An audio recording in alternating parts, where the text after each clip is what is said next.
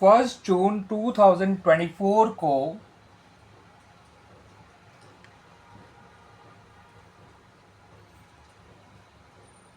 Are energy limited ने issue किए हैं 10,000 7% डिबेंचर्स। इनकी फेस वैल्यू है ₹100। इनको इशू किया गया है एट ए डिस्काउंट ऑफ 10%। ये रिडीम भी किए जाएंगे एट ए प्रीमियम ऑफ 10%। ठीक है फ्रेंड्स, इशू किए गए हैं 10% डिस्काउंट पे, रिडीम किए जाएंगे at a premium of 10% at the end of 5 years. सारे डिबेंचर सब्सक्राइब भी हो गए और अलॉटमेंट कर दिया गया। अब आपसे इतनी इन्फॉर्मेशन के बेसिस पे मांगी गई है स्टूडेंट्स, एक बैलेंस शीट का एक्सट्रैक्ट मांगा है इन लोगों ने आपसे। कंप्लीट बैलेंस शीट नहीं मांगी है, बैलेंस शीट का एक एक्सट्रैक्ट मांगा है एज एट 31 मार्च 2025। तो स्टूडेंट्स ये बैलेंस शीट का एक्सट्रैक्ट कैसे बनाया जाएगा आइए देख लीजिए।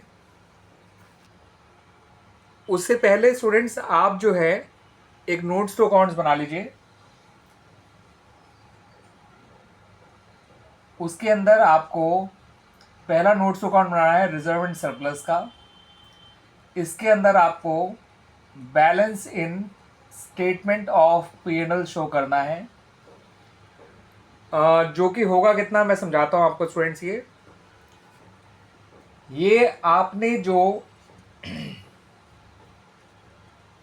डिबेंचर्स का लॉस राइट ऑफ किया होगा from statement of profit and loss, इसमें उसका अमाउंट लिखा जाएगा। बिकॉज पुराना बैलेंस कोई सिक्योरिटीज प्रीमियम का है नहीं, तो जितना भी लॉस हुआ होगा on the issue of debentures उसको इसके थ्रू ही राइट ऑफ किया गया होगा।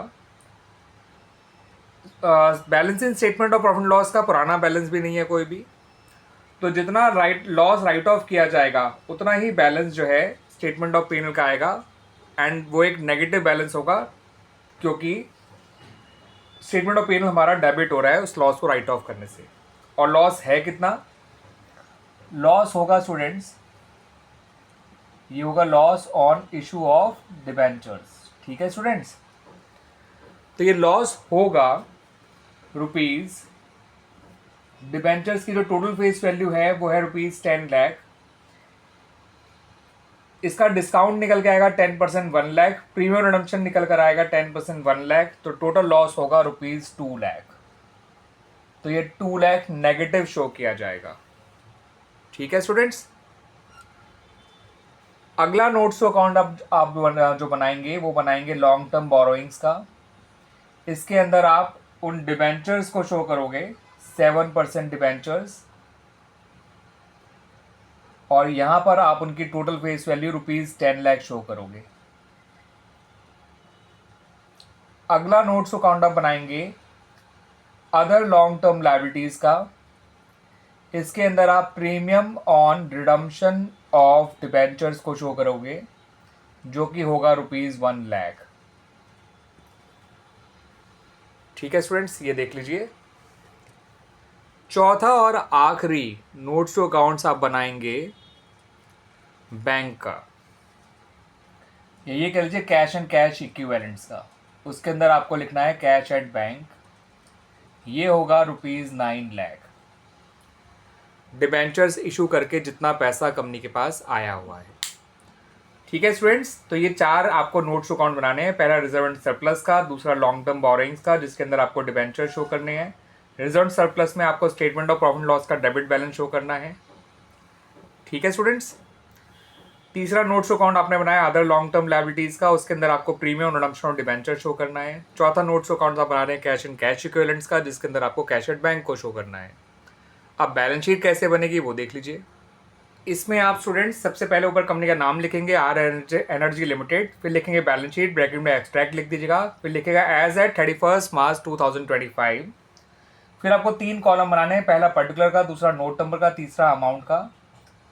इसमें आप पहले पार्ट 1 लिखेगा बैलेंस शीट का, जो होता है इक्विटी एंड लायबिलिटीज। उसके अंदर आप एक हेडिंग लिखिए शेयर होल्डर फंड, जिसके अंदर आपको शो करना है रिजर्व एंड सरप्लस। इसके सामने नोट नंबर 1 डालिए और अमाउंट लिखिए 2 लाख नेगेटिव। ये statement of profit and loss का नेगेटिव बैलेंस है।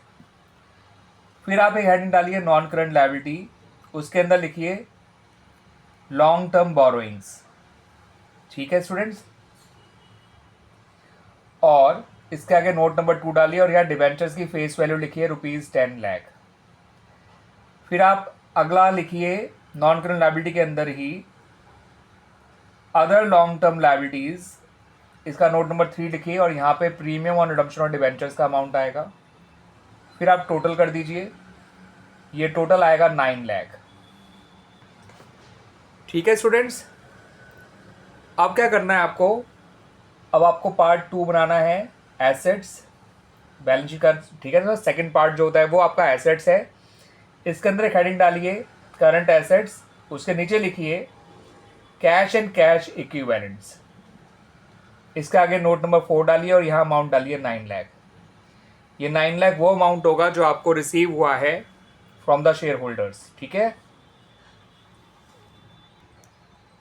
और इसका टोटल भी ₹9 लाख लिख दीजिएगा। क्लियर स्टूडेंट्स, तो इस तरह से हमें ये नोट्स टू अकाउंट्स बनाना था, मतलब क्या कहते हैं बैलेंस शीट का एक्सट्रैक्ट बनाना था कंपनी की। जो इस ट्रांजैक्शन से रिलेटेड रेलिवेंट आइटम्स थे वो हमने शो कर दिए हैं इन द बैलेंस शीट, और उनसे जुड़ा हुआ नोट्स टू अकाउंट्स भी मैंने आपको स्टूडेंट बनाकर दिखाया है।